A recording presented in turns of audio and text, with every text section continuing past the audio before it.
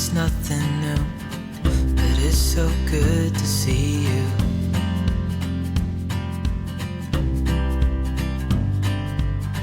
We do this every day, and I'm still so amazed by you. Hi everyone, and welcome back to a super informal video. Today I'm going to be sharing with you our Q1 wrap up for homeschooling, all of the things that are working, everything that's not working, and what we're going to do to fix those things that might not be working so well for us right now. So next to me, I have a stack of all of our curriculum books that we have been using so far this year. I'm going to talk a little, except for one, I think. Yes, I am missing one. We're going to talk a little bit about what we like about certain things, what we don't like. I am filming this rather late. Today got a little bit hectic. So Parker did tell me his thoughts as well that I'm going to share with you, but he was just not able to be in the video with me tonight. Something that is working really well for us is our study on the presidents. And two of our favorite resources for this are the this one, it's the Don't Know Much About the Presidents, and it's really great. It's by Kenneth C. Davis, and it's a HarperCollins Publishers book. And so each president that you learn about, let's flip to Abraham Lincoln for a second. It'll have, I almost dropped the next one. It'll have a whole bunch of information. It'll ask a question. What did Abraham Lincoln help build when he was only 7 years old? And so it helps to dispel some myths on some presidential facts and other things like that. Obviously for Lincoln, there's quite a bit more, but some, like for Johnson, there's just the one page, Grant, Hayes. So we've been going in order through these. Parker is absolutely loving it. We read only like one of those little paragraphs a day, so it's not overwhelming. If you've watched either of our homeschool routines, morning routine, or the day in the life video, we do show a little bit more of this. So I can link both of those videos in the description box. And as always, if this is something that you want a closer look at, a flip through, more in-depth thoughts, this one does go all the way up to Obama, so it doesn't have Trump or Biden in there. But yeah, so this one we love. We love the illustrations. We love the facts. We love the cool stories. They tell some really like interesting stories that you might not learn about from other textbooks. So find that really interesting. And the other thing going along with our presidential unit that Parker and I both get a kick out of this every single day is presidential pets. And so you learn about what kind of cool, kooky presidential pets have been in the White House. I'm trying to find a really good one for you. Ooh, so Herbert Hoover. So it's got a little poem about the types of animals that you could expect to see in the White House or on the White House grounds during their presidency. Then it also has some more accomplishments and events during the presidency, more fun facts about the president, and some more presidential stats. So once again, when we do our week of presidents, we will read the poem on Monday and maybe do 1 or 2 points throughout the whole week until we finished it, just so it doesn't get overwhelming and so it can take up a whole week and he can really soak in the information. So we love these two. This one is by Julia Moberg, and this is an Imagine publishing book. Both of these I found on Amazon. I think they were around $10 a piece. Absolutely recommend to add to your homeschool library, whether you're doing a full presidential unit or not. I think they're great reference books. They would make great resources for any sort of research papers that your kids would have to do. Really, absolutely love them. I love any way that can make history really fun. The second part of that we really are enjoying is our study of the United States. And for that we are using these 3 books currently. This one I talked a little bit about in our day in the life video, but this is by Evan and Moore. It's the U.S. Facts and Fun grades 1 through 3, but it's really cool. It'll introduce a topic at the beginning. So you always have, so this talks about cowboys. And so in specific, cowboys in Texas. So you can read this paragraph, then have the child answer these questions. And then there's 2 more activities for every topic they introduce. So once again, this is something I can have him when we do our tech unit on Texas. He can read this paragraph or this little story the first day. He can answer these questions the second day and reference back to what he already learned. He can do this on Thursday, this on Friday, or this on Wednesday, this on Thursday, and then Friday he can go back, you know, to the beginning or however we want to split it up. But it's just, this is a really great way to bulk up just the generic facts that you can learn about a state. And for the generic facts, we do have a couple of books, but this one, this workbook, this United States Activity and Fact book by Delana Press. Oh, I'm sorry. I did mention the U.S. Facts and Fun is Evan Moore. This one is what we are primarily using. It has all the information that we need. So for example, for Illinois, it'll go through the motto, the mammal, state flower, the capital, the state bird, and the nickname. And then it has more information over here like population, other major cities, the region of the country, and bordering states. And then it has a word search. So while I'm reading to Parker in the morning, I will have him color a little bit of this every single day so he can really take his time, put detail into all of the flowers and the animals, and even the state. He can make it as interesting as he wants. He likes to color in the bubble letters and even the images over here. I guess he didn't color these in here, but he can really, you know, Emery got a hold of that side. But he can take his time and color however much he wants. He's not a fan of coloring, so getting him to actually sit and focus for this is pretty impressive. So we do that, and then along with that, this is one that we found after our curriculum video came out, but we found this at Ollie's, and I believe it was like only $5 or something, maybe $3, and it's marked as $24.99, and it's a wide-eyed publishing, and this is the Trailblazers of the United States. And so for every state, oh look, I just happened to open up to New York, which is where we live, so it'll talk about Margaret Sanger, or there's Jessica McDonald for North Carolina, Jenny Durkin for Washington. So it talks about one person and same scenario. Like I'll read a little bit of this while he's coloring every day. I don't overwhelm him with all of the information, and I always do a recall on the next day about what he's learned.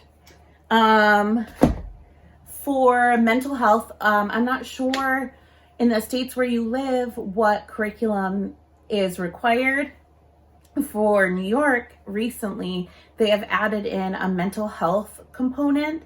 And I think that came in after everything that has, you know, everything that's gone on over the past couple of years. They do make a mandatory mental health portion to your curriculum when you report.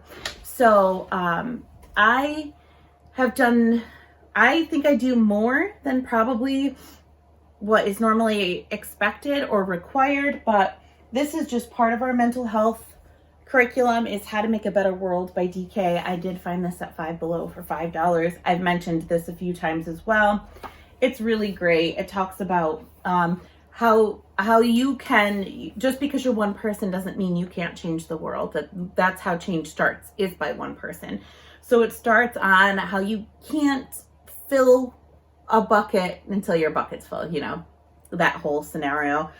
And so it talks about ways that you can make sure that your mental health is taken care of. And then it moves on to all the different ways that you can care for other people. It even gets into how to raise money for different causes. It talks about different protests and what people protest against, and what they fight for. So different causes that you can back. It teaches all sorts of things like that. Animal activism, which is amazing. Parker, like I've mentioned before, has recently decided to become a vegetarian. So this is something that we're really going to focus on for him, because this is the reason he did choose that for himself. We're very proud of him for making those decisions on his own. I swear he is an old, sweet soul, and he just makes us so proud. So it talks about, all of these types of things. green living, all sorts of wonderful, wonderful material in this that goes so far beyond mental health, but also how once you yourself know how to take care of your mental health, how much you can give to the world. And who doesn't want to raise kids that want to give back to the world? I think that's one of the most important things.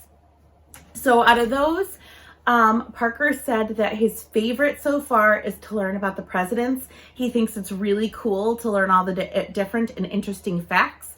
And he said that so far his favorite president to learn about was John Adams, because there are a string of presidents who passed away on the 4th of July, and he is the first one of the presidents to have done that. And so he thought that it was an interesting thing to learn about him. We also listened to Hamilton as a musical theater family, so he's heard John Adams' name quite a bit. This is another one of Parker's favorites. He wanted to make sure that I mentioned it. It is our poetry book. It's called A Bee on Your Thumb. It talks about all the different rules of spelling and how to read certain words and sound blends and things like that, like the ridiculous PH.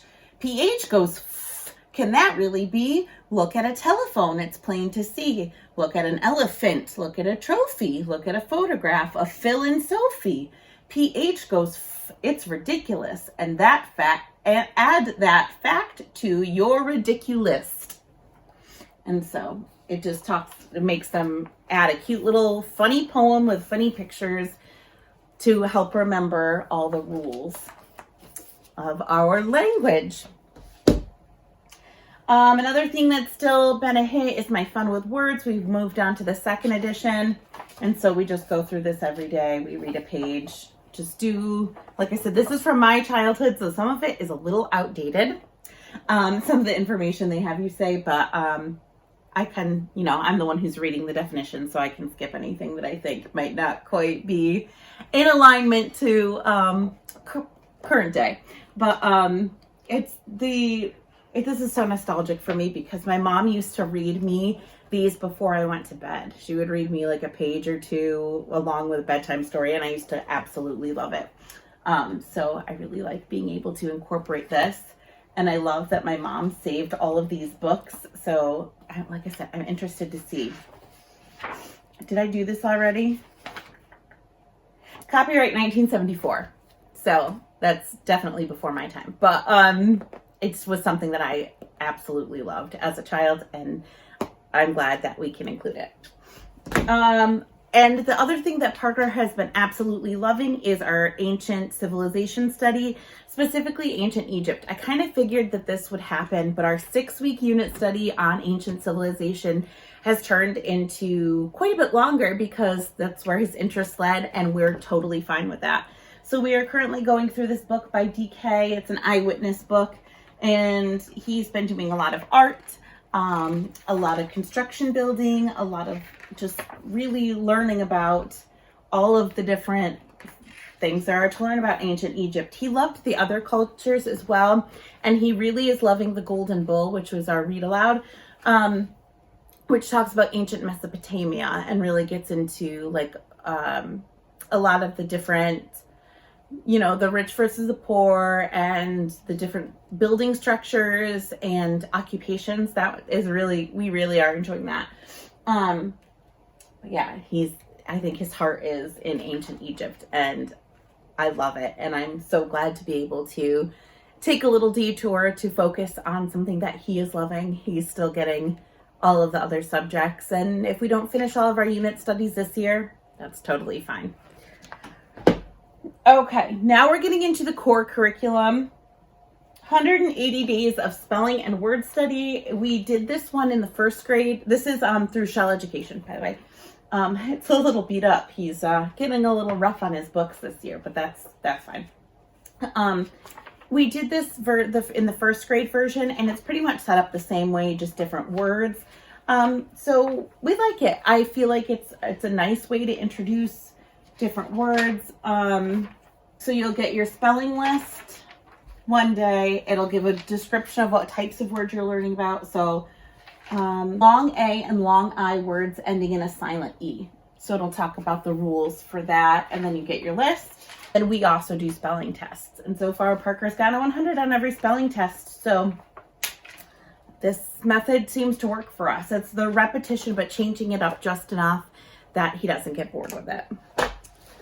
Moving on to writing. This one is not one of Parker's favorites. And it's not because he doesn't like the book.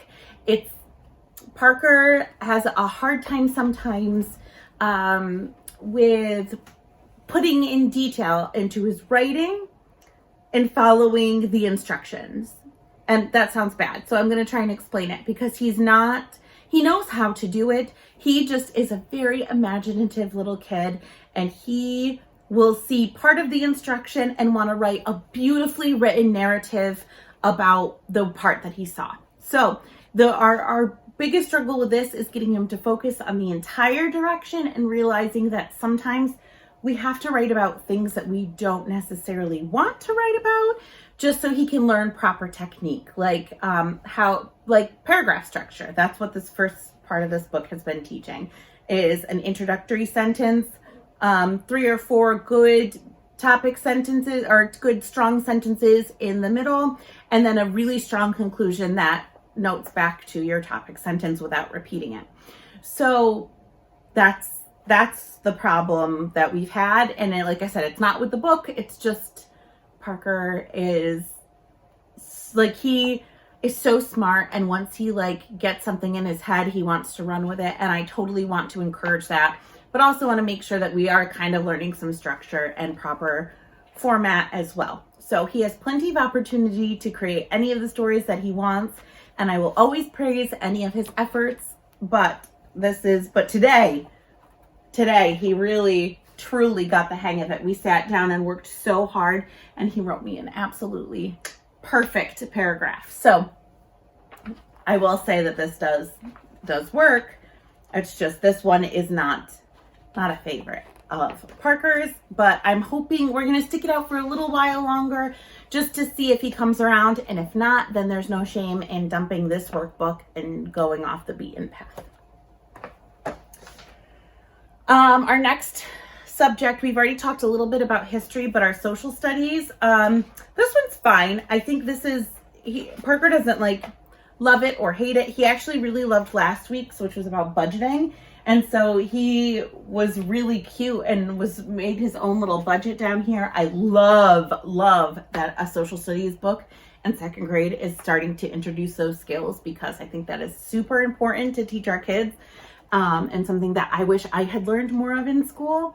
So this whole week was on economics and goods and services and needs and wants, and how to budget your money to make sure that you have enough for your needs, but also that you can have some little fun money too, and how to save for things that you want. So it's really cool.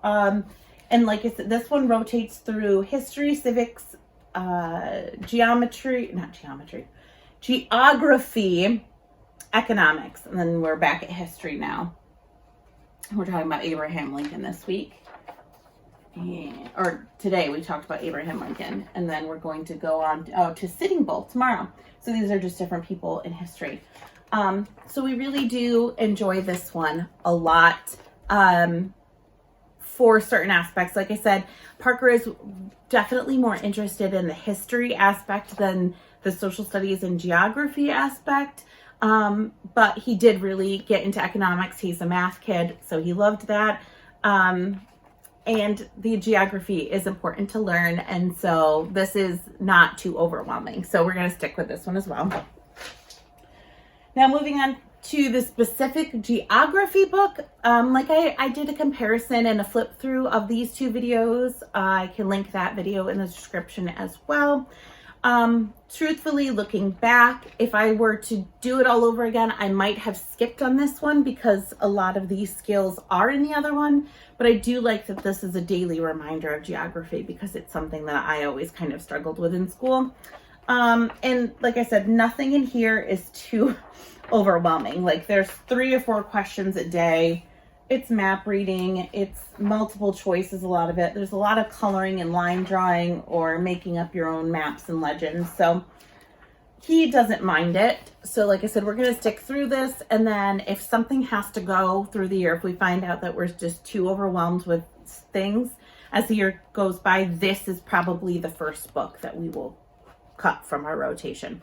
But for now, he's making it work and he hasn't complained about it. So we're going to stick with it. But I probably, looking forward to next year, will not purchase both the social studies and the geography unless I really feel like there's a struggle in geography, and so far there's not. For math, Parker's favorite subject, he's actually, he asked for more math. So we are doing 2 workbooks at a time, and he, like, if I only assign him 1 page in each of these a day, he gets disappointed. So we also add in other little math games and worksheets as needed. But he is, in this book, he just finished subtracting 3-digit numbers with regrouping and borrowing. And he's doing a review on, oh no, that's the other one. He's doing a review on money in the other one, and he started multiplication in this one. So he's doing absolutely excellent with multiplication. It's no problem. He's like whizzing right through that. He's going to be on to division, I think, in this book pretty soon. And this one does wrap back around. So this one is the math workbook, grade 2. I'm sorry, all of the other ones, like the 180 days of, they're all Shell Education. This one, I forgot where it's from. Mathbook 2 at numberbondgames.com is where you can email them. But I found this on Amazon, so you can just go, like, search that on Amazon. Math Workbook 2, 100 pages of addition, subtraction, and beginning multiplication, division, and fractions. Our other book for math that he's using right now is Spectrum Math, grade 2. And in this one, like I said, it's just looped back around. He's done a lot of 2-digit and 3-digit addition, subtraction, number problems, creating his own number problems. And then today he had to do some more work on counting coins and making change and things like that. And yep, then it goes into just more advanced, that pretty soon he'll be into 3 digits, hours, measurements, and things. So he likes these a lot. Like I said, his only complaint about math is that he wishes that there were more of it. I swear he would do math all day long if I let him. And that's so opposite for me that I find it so funny. And it's so interesting to watch your personalities, like the differences between your personality and your kids' personalities. It's so cool. Will is definitely a math person, and so is my mom, and so is Will's mom. So he does have a lot of strong math people in our families, but not me. I'm not the math person. I'm the English and history person. That's fine with me. And then the last book, you can see it's very well loved. He plays with the corners while he's doing this book, is science. And he said this is actually his new favorite book. He likes the way that it's formatted. This is by Evan Moore. And I've talked a little bit about this one, but it starts with a big idea. So for the first unit is, why do baby kangaroos carry their babies in their pouches? And then so you learn something new each day to add on to that. Now we're on the big idea 2. So he really likes this. He likes how much he's learning. He likes that it's another thing that adds on to the idea every day so it doesn't get boring.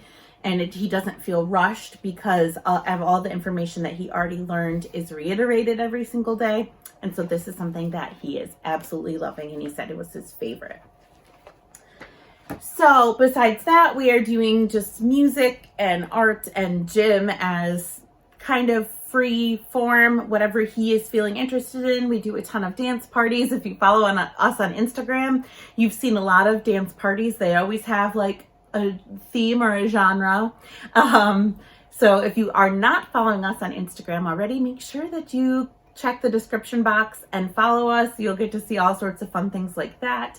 For Jim, it's pretty much, anything that he wants to do. We don't do anything organized as of right now, though he has asked for karate lessons for his birthday. So that is something that we are researching. And so he just plays outside. We go on walks, nature walks and things like that. And then for art, he's constantly, like with his history pockets, he's making projects for his ancient civilizations pockets. And if you want to see what that looks like, make sure you leave a comment below and I'll be sure to make a video on that. And he also is just always coloring and drawing and creating things. He's gotten really into crafting in the past little bit, which, as I mentioned before, that was not him prior to homeschooling. So that's pretty cool because I'm a very crafty person and I love an excuse to turn anything into a craft project. And now that he's getting into it, it's so cool to be able to do that with him. So that's what we do for all of those. I officially submitted our Q1 assessment to our school district. Like I said, we do live in New York State, so we are required to report quarterly how our student is doing and just make sure that we're following the guidelines or let them know if anything has changed from what we initially said we would be studying. So I did just send that in today, and so we are officially done with Q1. I know a lot of my homeschool friends on YouTube and their families are a little bit farther ahead of us because they start earlier in this summer. But like I said, we do live in New York and it is already freezing cold outside.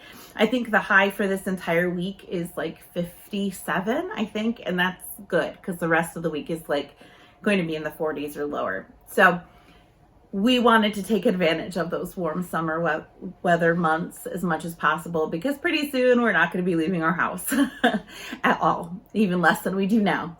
So we are just wrapping up Q1. We're happy with how things are going. Like I said, there are a few things that we're going to be monitoring to see if we're going to be dropping within the next quarter.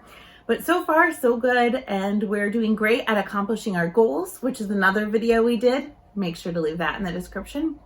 So if there are any videos that you would like to see, as always, feel free to let us know. There's going to be a lot more Christmas decor coming your way, a lot more cleaning because once again, our house is a mess, and a lot more organization and fun projects and some cool trips also in our future. So be sure to subscribe if any of that sounds fun to you and you haven't already.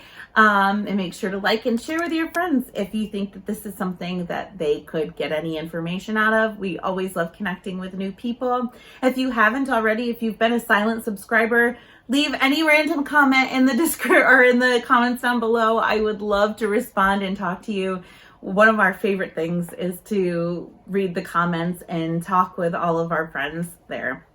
So make sure you're doing that. I could probably sit here and ramble to the camera forever, so I'm not going to do that. I'm going to go edit this video so it can get out to you, and we will see you next time. Thank you so much. Bye. Or as Parker would say,